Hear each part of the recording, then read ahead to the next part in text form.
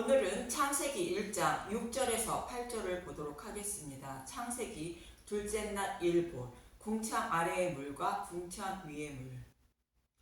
창세기 첫째 날은 복음을 알지 못해 심판받아 마땅한 자들이 살아가는 이 땅의 모습으로 땅이 혼돈하고 공허하며 흑암이 깊음 위에 있다고 말하는 것이며, 그 중에서 하나님이 택하신 백성이 있어 그들을 보호하고 있고 그들을 구원하시기 위하여 빛을 비추어 곧 복음을 전하여 맹인된 눈을 뜨게 하여 빛 가운데 거하는 자들이 되게 하신다는 것입니다. 이 모습을 출애굽과 성막의 모습을 통하여 말씀드렸고, 오늘 본문 창세기 둘째 날을 출애굽과 성막과 그리고 예수님이 물세례를 받는 모습을 통하여 설명드리겠습니다. 본문을 보면 궁창이라는 하늘을 두어 궁창 위의 물과 궁창 아래의 물로 나누었다고 말합니다. 창세기 1장 7절, 하나님이 궁창을 만드사 궁창 아래의 물과 궁창 위의 물로 나누게 하시니 그대로 되니라. 여기서 궁창은 라키아라는 히브리어로 망치를 두드려 넓게 펴다 라는 뜻을 가진 라카라는 단어에서 유래된 것으로 넓게 펼쳐진 것, 궁창, 하늘이라는 뜻을 가지고 있습니다. 그런데 본문에서 하늘을 망치로 두드려 넓게 펴진 것이라는 의미를 가지고 있는 단어를 쓰고 있는 것은 성경의 독자들에게 어떠한 의미를 전하고 있는 것입니다. 망치로 두드려 넓게 펴진 모습을 하고 있는 곳에 물을 담아 놓은 것이 있는데 그것이 무엇입니까? 성막을 보면 넓게 펼쳐진 곳에 물을 담아 놓은 곳이 있는데 번제던 바로 다음에 놓여있는 물두멍입니다. 성막에 놓여있는 물두멍의 모습을 궁창인 하늘이라 표현하고 있는 것입니다. 그럼 궁창 위에 물을 두었다고 하는데 물두멍에 담긴 물은 무엇을 의미할까요? 스가랴 13장 1절을 보겠습니다. 스가랴 13장 1절, 그날에 죄와 더러움을 씻는 샘이 다윗의 족속과 예루살렘 주민을 위하여 열리리라. 우리의 더러움을 깨끗이 씻는 샘이 열린다는 것으로 예수님이 십자가에서 우리의 더러움을 씻어 주실 물을 주셨는데, 그것은 예수님의 살과 피인 복음의 말씀입니다. 참고로 어떻게 우리의 더러움을 어떻게 씻을 수 있는지 앞부분 스가랴 12장 10절만 보겠습니다. 내가 다윗의 집과 예루살렘 주민에게 은총과 간구하는 심령을 부어주리니 그들이 그 찌른 바 그를 바라보고 그를 위하여 애통하기를 독자를 위하여 애통하듯 하며 그를 위하여 통곡하기를 장자를 위하여 통곡하듯 하리로다. 나의 죄를 대신하여 죽으신 십자가 예수님을 바라보고 장자를 잃은 어머니의 마음처럼 애통한 마음을 갖게 하기 위하여 성령님을 보내주신다는 것입니다. 성령님이 복음을 깨닫게 하여 죄인임을 알게 하여 복음으로 인도하신다는 것입니다. 그래서 복음을 깨달아 믿음으로 우리의 더러움을 씻어 주신다는 것입니다. 이사야 4장 2절에서 4절을 보면 이사야 4장 2절, 예루살렘을 청결하게 하실 때 그날에 여호와의 싹이 아름답고 영화로울 것이요 그 땅에 솟아는 이스라엘의 피난한 자를 위하여 영화롭고 아름다울 것이며, 시온에 남아있는 자, 예루살렘에 머물러 있는 자, 곧 예루살렘 안에 생존한 자 중 기록된 모든 사람은 거룩하다 칭함을 얻으리니, 이는 주께서 심판하는 영과 소멸하는 영으로 시온의 딸들의 더러움을 씻기시며 예루살렘의 피를 그 중에서 청결하게 하실 때가 됨이라.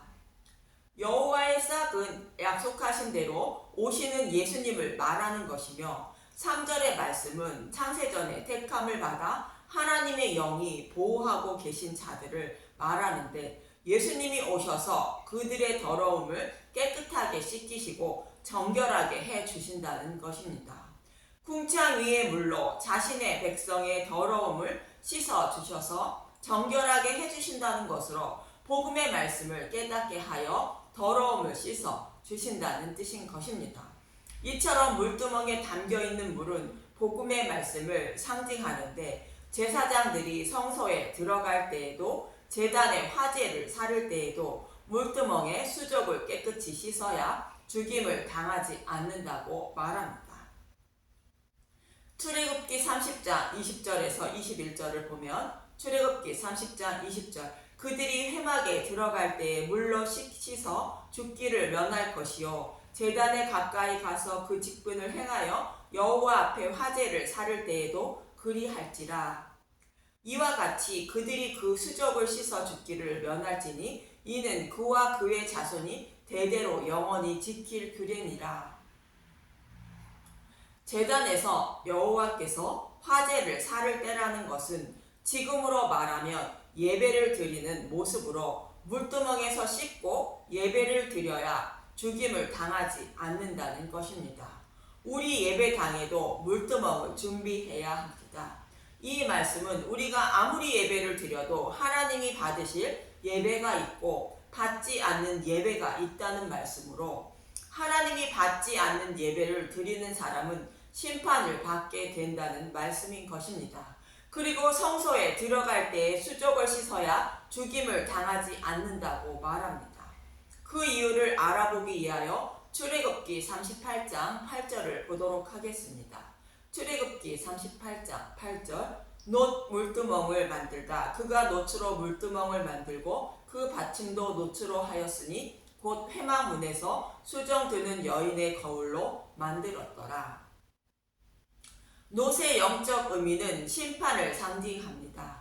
예수님이 십자가에서 우리의 죄를 대신하여 심판을 받았다는 의미이며 유월절 양이 되어 대속 제물로 죽으신 예수님을 말합니다. 그래서 물두멍은 십자가에서 대속 제물로 죽으신 예수님의 모습을 바라보라는 뜻으로 나의 죄를 대신하여 예수님이 십자가에서 죽으셨다는 복음의 소리를 듣고 예수님에 대하여 알아 죄사함을 받고 빛에 거하는 자가 될 것을 마음으로 결심하라는 뜻입니다. 마치 애굽에 있던 이스라엘 백성들이 유월절 양을 잡아 인번과 문설주에 바르고 그 밤에 그 고기를 불에 구워 먹고 애굽을 떠나 광야로 가기로 결심하고 모세를 따라 출애굽하는 모습과 같은 말씀인 것입니다. 이 모습과 같이 마음으로 예수님을 믿어 하나님 백성이 될 것을 마음으로 결심하고 성소에 들어가야 죽임을 당하지 않는다는 것입니다. 또 번제단에 화제물을 드릴 때에도 동일한 말씀으로 저와 여러분이 예배를 드릴 때에도 예수님에 대하여 알기를 마음으로 결심하고 예배를 드려야 심판을 받지 않는다는 것입니다. 쉽게 표현하면 어떤 마음으로 예배를 드리며 예수님을 찾고 있는지가 중요하다는 것으로 나의 죄를 대신하여 죽으신 예수님에 대하여 알길 원하는 마음과 그 은혜와 사랑을 알고 드리는 예배와 신앙생활만 하나님이 받으신다는 것입니다. 그 외에 다른 목적과 방법으로 예수님을 찾는다면 물두멍에서 수족을 씻는 것이 아니라는 뜻으로 심판을 받게 된다는 의미인 것입니다. 더 쉽게 표현하면 예수님은 잃어버린 자신의 백성을 찾아 구원하시기 위하여 오신 것이지 우리의 문제 해결을 위하여 오신 것이 아니라는 것입니다. 그래서 물두멍에 담긴 궁창 위의 물인 복음의 말씀으로 나의 더러움을 씻어야 심판을 받지 않음을 알고 나의 더러움을 씻기로 마음으로 결심하고 예배를 드리며 신앙생활을 해야 한다는 것입니다. 이처럼 궁창 위의 물은 물두멍에 담겨있는 물을 말하는 것으로 복음의 말씀을 말하는 것이며 궁창 아래의 물은 다른 복음을 말합니다.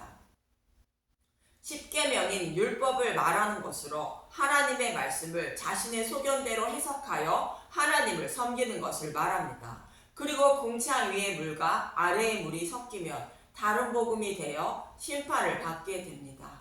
노아의 홍수 때의 모습과 같은 것입니다. 창세기 7장 10절에서 12절을 보면 창세기 7장 10절 7일 후에 홍수가 땅에 덮이니 노아가 600세 되던 해 둘째 달 곧 그 달 11의 날이라 그날에 큰 기쁨의 샘들이 터지며 하늘의 창문들이 열려 40주야를 비가 땅에 쏟아졌더라. 땅에 깊은 샘들이 터진다는 것은 궁창 아래의 물인 다른 복음을 말하고 자신의 소견대로 해석한 궁창 위의 물이 쏟아져 홍수를 이룬 것입니다. 율법과 복음이 섞인 모습으로 복음에 누룩이 들어있는 모습으로 심판을 받게 된 것입니다. 그래서 심판을 받게 된 것인데 복음을 아는 자가 하나도 없다는 말씀으로 홍수 심판을 받은 이유를 창세기 6장 2절에 이렇게 말하고 있습니다. 창세기 6장 2절 하나님의 아들들이 사람의 딸들의 아름다움을 보고 자기들이 좋아하는 모든 여자를 아내로 삼는지라. 하나님의 아들들은 궁창 위의 물인 복음의 말씀을 먹고 있던 자들입니다. 그들이 자신의 소견대로 해석한 다른 복음을 섞어 먹음으로 홍수 심판을 받게 된 것입니다. 우리도 동일하게 다른 복음을 곧 누룩이 섞인 복음을 먹고 따르면 심판을 받게 됨을 말합니다. 구원도 받고 이 땅에서의 소원도 성취하기 위하여 예수님을 찾는다면 노아의 홍수 심판처럼 심판을 받음을 잊지 마시기 바랍니다. 그런데 본문 7절을 보면 창세기 1장 7절 하나님이 궁창을 만드사 궁창 아래의 물과 궁창 위의 물로 나뉘게 하시니 그대로 되니라. 궁창 위의 물과 궁창 아래의 물이 혼합되어 있었는데 그 물을 나누게 하셨다는 것입니다. 복음의 말씀과 다른 복음의 말씀이 혼합되어 있는데 그것을 나뉘어 구분해 주셨다는 것입니다. 왜 구분해 주신 것입니까? 복음을 몰라 혼돈하고 공허하며 흑암이 기품 위에 사는 자들 중에 하나님이 택하신 백성들이 있는데 그들이 흑암에서 나오기 위해서는 복음을 알아야 나올 수 있는 것입니다. 복음을 알지 못해 사탄의 노예로 살다가 심판을 받아야 하는 어둠에 사는 자신의 백성들에게 빛을 비추어 곧 복음을 전하여 빛에 거하게 하시기 위한 것입니다. 본문 7절의 말씀처럼 궁창 아래의 물과 궁창 위의 물로 나누게 하셔야 흑암에 있는 자신의 백성에게 복음을 전하여 듣게 하고 맹인된 눈을 뜨게 하여 사탄의 노예에서 이끌어낼 수 있기 때문인 것입니다. 그럼 하나님이 궁창 아래의 물과 궁창 위의 물로 어떻게 나누게 하셨습니까? 창세기 1장 3절에 빛이 있으라 하니 빛이 있었다는 말씀으로 나누어 주신다는 것입니다. 창세기 1장 3절 하나님이 이르시되 빛이 있으라 하시니 빛이 있었고 빛은 예수님이 대속 제물이 되신 십자가를 말합니다. 예수님이 죽으시고 부활하심으로 궁창 아래의 물과 궁창 위의 물로 나누게 하신 것임을 알 수 있습니다. 예수님이 죽으시고 부활하시기 전에 율법 시대로 복음이 밝히 드러나지 않은 시대입니다. 율법 시대에는 율법 속의 복음이 숨겨져 있었습니다.